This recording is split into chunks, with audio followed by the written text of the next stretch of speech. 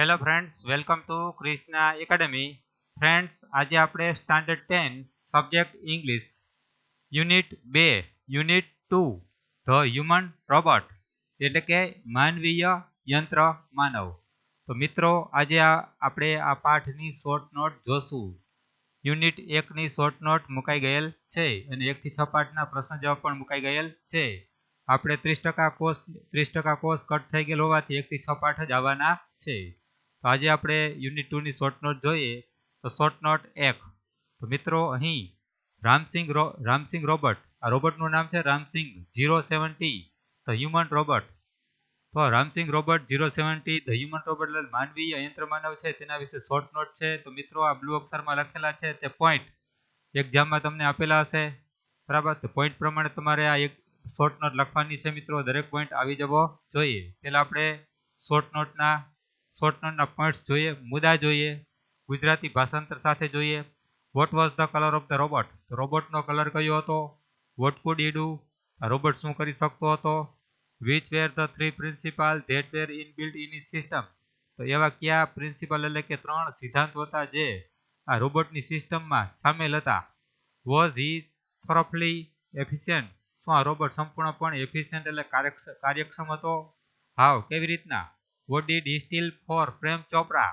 આ રોબોટે એના માલિક પ્રેમ ચોપરા માટે શું સ્ટીલ એટલે ચોર્યું? વેન વોઝ હી કોટ? તે ક્યારે પકડાઈ ગયો?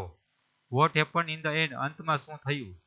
તો મિત્રો, પોઈન્ટ્સ પ્રમાણે આપણે આ શોર્ટ નોટ જોઈએ ગુજરાતી ભાષાંતર સાથે. આન્સરમાં Ramsingh was a metallic blue robot.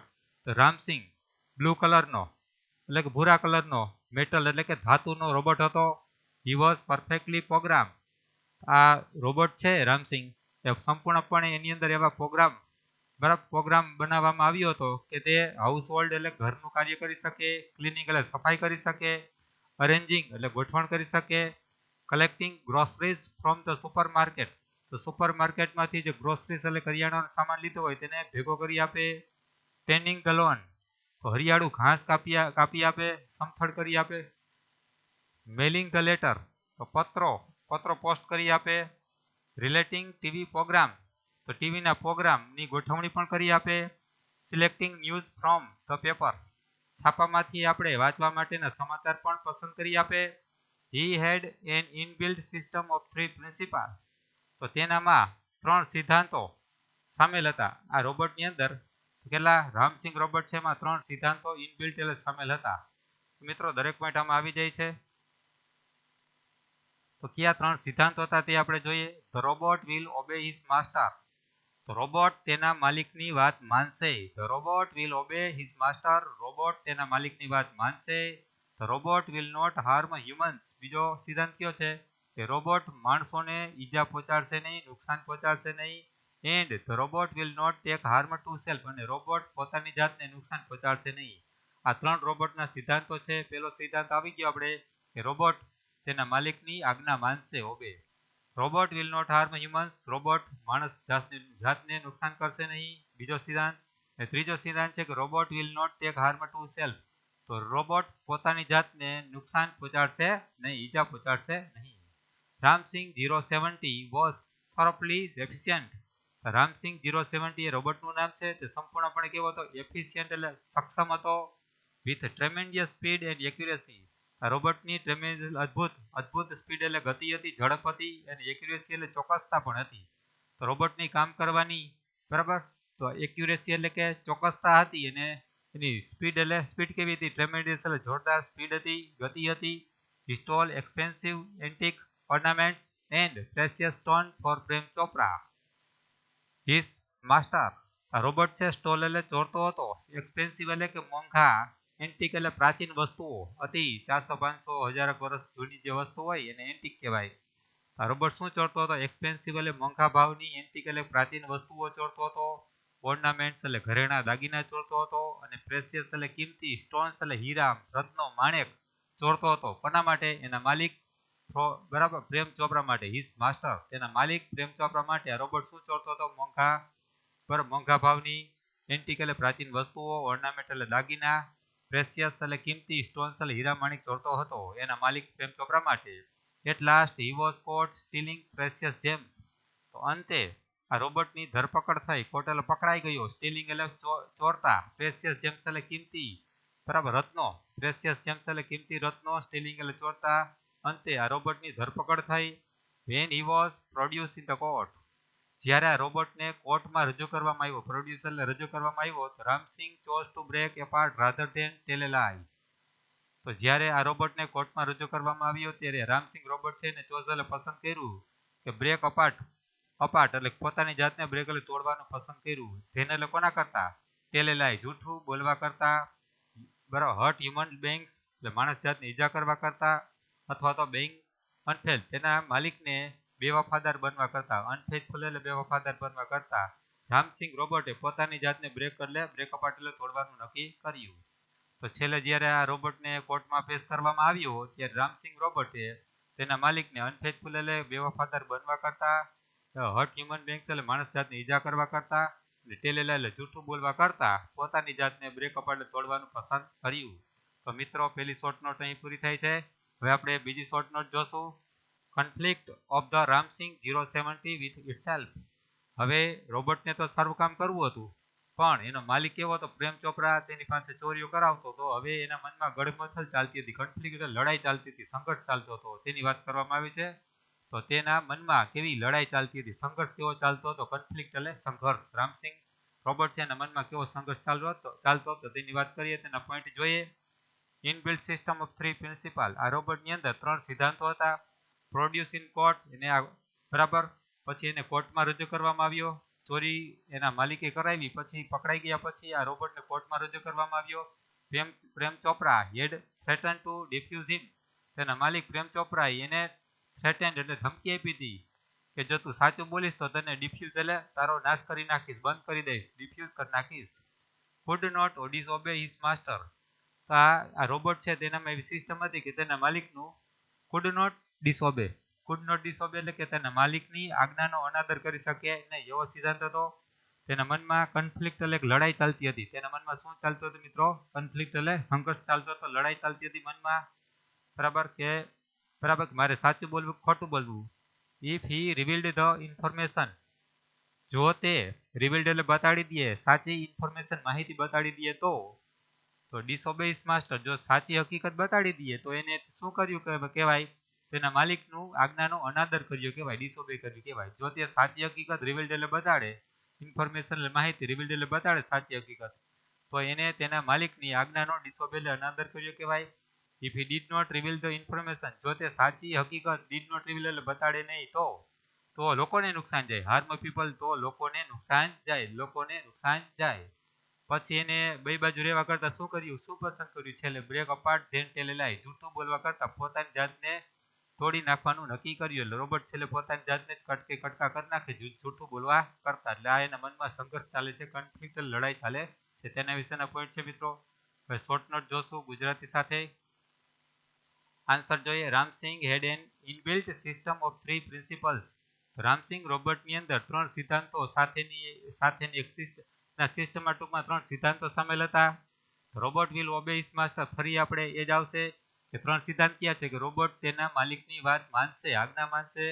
બીજો છે સિદ્ધાંત robot will not harm humans. તો બીજો સિદ્ધાંત છે કે રોબોટ વિલ નોટ હાર્મ એટલે નુકસાન પહોંચાડશે નહીં, હ્યુમન્સ એટલે માણસ જાતને નુકસાન નહીં પહોંચાડે. And robot will not take harm to self. અને ત્રીજો સિદ્ધાંત એવો છે કે રોબોટ પોતાની જાતને પણ વિલ નોટ ટેક હાર્મ એટલે નુકસાન પહોંચાડશે નહીં.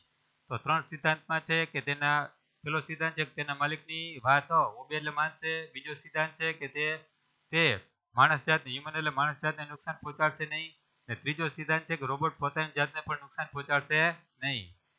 When he was produce in the court, જ્યારે રોબોટને ચોરીમાં પકડાઈ ગયા પછી કોર્ટમાં રજૂ કરવામાં આવ્યો, પ્રોડ્યુસ એટલે કે રજૂ કરવામાં આવ્યો કોર્ટમાં, અદાલતમાં, તો his master Prem Chopra was confident that the robot would never disobey હિમ.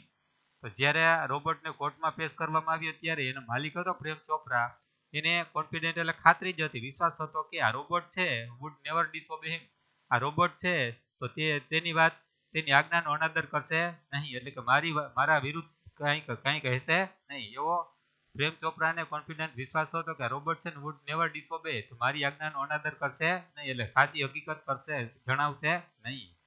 હી હેડ થ્રેટન રામસિંગ, એને ઈશારામાં રામસિંહ રોબોટને કોર્ટની અંદર થ્રેટન્ડ એટલે ધમકી દીધી. આ પ્રેમ ચોપરાએ બરાબર કોર્ટની અંદર થ્રેટન્ડ એટલે રોબોટને ધમકી દીધી કે હી વુડ ડિફ્યુઝ હિમ, જો તું કે સાચું બોલીશ ને તો હું તને ડિફ્યુઝ કરી દે એટલે તારો નાશ કરી નાખીશ.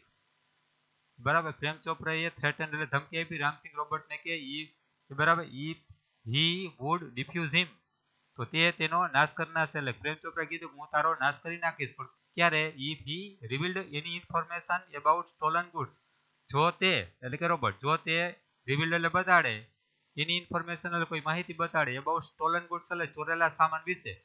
એટલે કે ધમકી આપતા શું કહે છે પ્રેમ ચોપરા રોબોટને કે જો તું સ્ટોલન એટલે ચોરાયેલા સામાન વિશેની એની ઇન્ફોર્મેશન કોઈ માહિતી રિવીલ્ડ એટલે બતાડીશ કોર્ટમાં, તો હું તારો શું કરી નાખીશ? ડિફ્યુઝ એટલે નાશ કરી નાખીશ. એટલે મહેરબાની કરીને બતાડતો નહીં. બસ આ રીતના રામસિંહ વોઝ ઇન કન્ફ્લિક્ટ.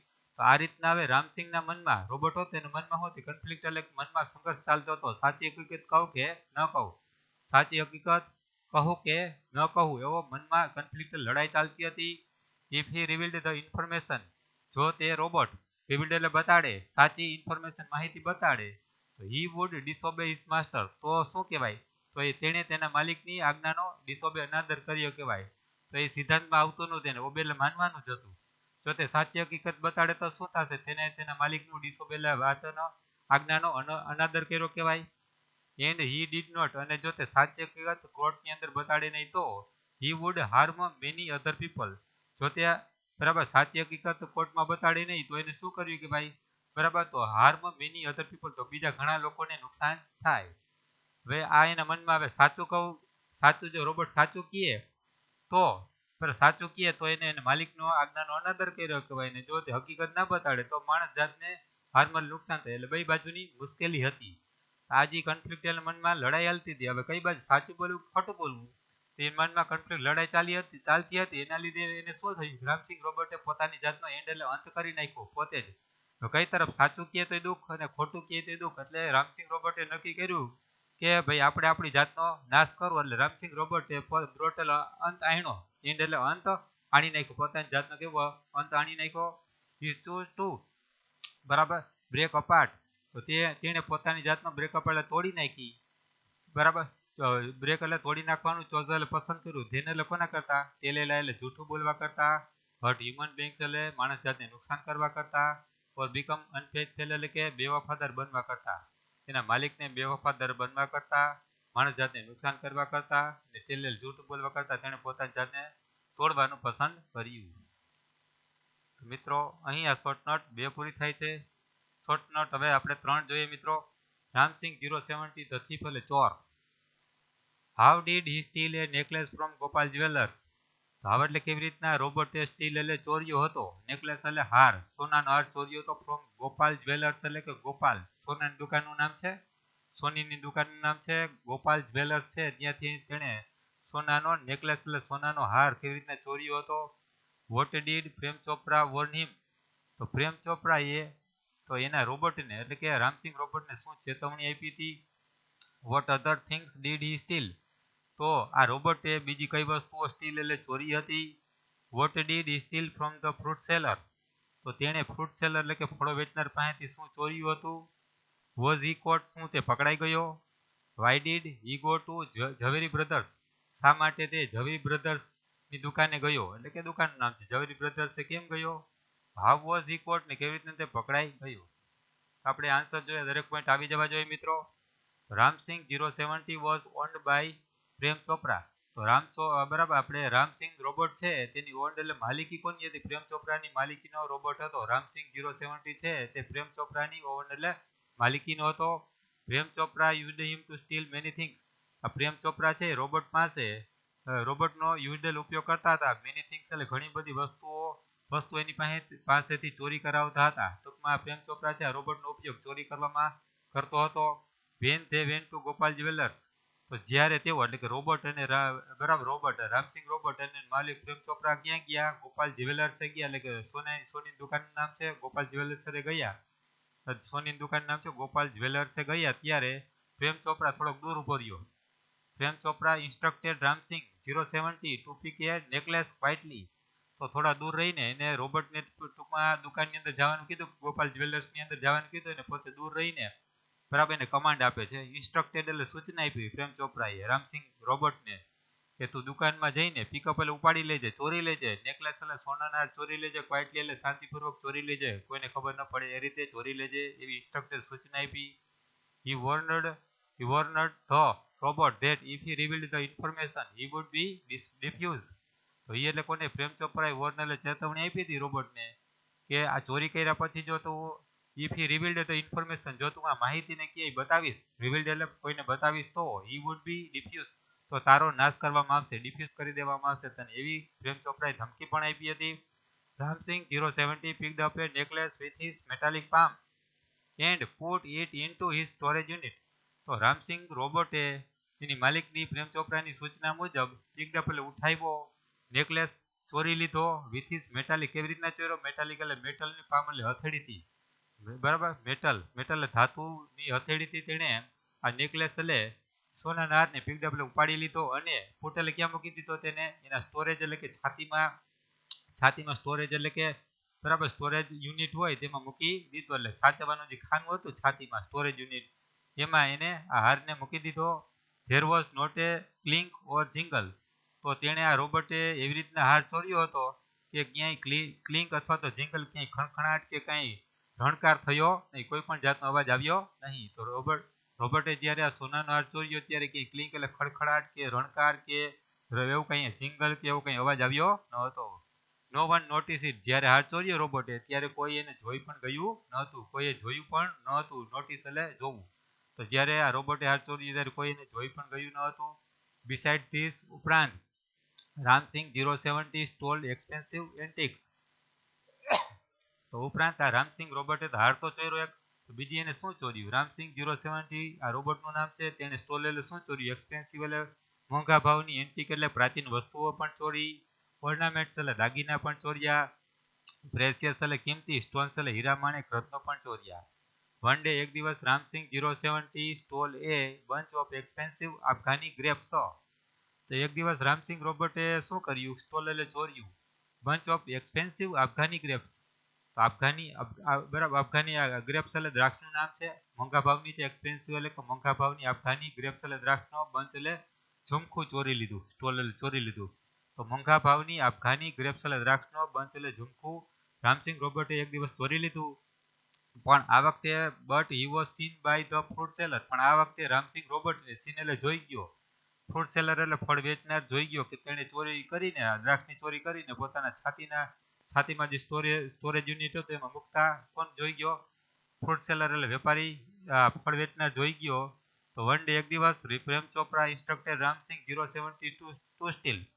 તો એક દિવસ પ્રેમ ચોપરા છે એને સૂચના આપી રામસિંગ રોબોટને, ટુ સ્ટીલ એટલે તું ચોરી લે, પ્રેસિયસ એને સૂચના આપતો હતો, રામસિંગ રોબોટને પ્રેમ ચોપરા સૂચના આપતો હતો ચોરવાની, પ્રેસિયસ જેમ્સ એટલે કે કિંમતી, જેમ્સ એટલે રત્નો ચોરવાની એને સૂચના આપી, ક્યાંથી, ફ્રોમ ઝવેરી બ્રધર્સમાંથી, પ્રેસિયસ એટલે કિંમતી રત્નો ચોરવાની એને ઇન્સ્ટ્રક્ટેડ એટલે શું આપી મિત્રો, સૂચના આપી. બટ ધ પોલીસ, પણ એ આ ઝવેરી બ્રધર્સમાંથી જ્યારે કિંમતી જેમ્સ એટલે રત્નો ચોરતી વખતે જ્યારે સૂચના આપી રામસિંગ રોબોટને પ્રેમ ચોપરાએ, ત્યારે એ વખતે પોલીસને અગાઉથી ખબર પડી ગઈ હતી, ઓલા ફળ વેચનારે પોલીસને જાણ કરી દીધી હતી. આ જ્યારે અફઘાની ગ્રેપ્સ ચોરાઈ, દ્રાક્ષ ચોરાય ત્યારે એને પોલીસને જાણ કરી દે, એટલે પોલીસ કેવી થઈ ગઈ હતી, એલર્ટ થઈ ગઈ હતી. જ્યારે ઝવેરી બ્રધર્સમાંથી ચોરી કરવાનો પ્લાન બનાવ્યો આ પ્રેમ ચોપરાએ રોબોટ પાસેથી, ત્યારે પોલીસ એલર્ટમાં હતી, એટલે કે પોલીસ એ વખતે વોચમાં હતી. But the police was waiting with computerize camera, પણ એ વખતે પોલીસ છે તો વેઇટિંગ એટલે રાહ જોતી હતી, કોમ્પ્યુટરાઇઝ કેમેરાથી ટૂંકમાં શૂટિંગ કરતી હતી. તો હવે આ વખતે કોમ્પ્યુટરાઇઝ કેમેરા તૈયાર હતા, ઝવેરી બ્રધર્સમાંથી ચોરી કરવા ગયો કિંમતી રત્નો, તો કેમેરામાં ઝડપાઈ ગયો, તો કોટ હિમ, તો પોલીસે એને કોટ હિમ એટલે પકડી લીધો, સ્ટીલિંગ એટલે ચોરી કરતા, જેમ્સ એટલે રત્નોની ચોરી કરતા રંગી હાથ ઝડપી પાડ્યો મિત્રો. તો અહીં મિત્રો આ 3 શોર્ટ નોટ પૂરી થઈ છે મિત્રો. આપણે જો તમારે હવે વધારે વિડીયો જોવો હોય તો મિત્રો તમારે ક્રિષ્ના એકેડેમીને સર્ચ કરજો, અને પછી ગો ટુ પ્લેલિસ્ટ એટલે કે આ ક્રિષ્ના એકેડેમીમાં સર્ચ કરી અને તેના પ્લેલિસ્ટમાં જશો તો તમને 10મા ધોરણના ઘણા બધા વિડીયો જોવા મળશે મિત્રો. ને આ વિડીયોને અવશ્ય શેર કરજો, subscribe Krishna Academy. Okay, thank you.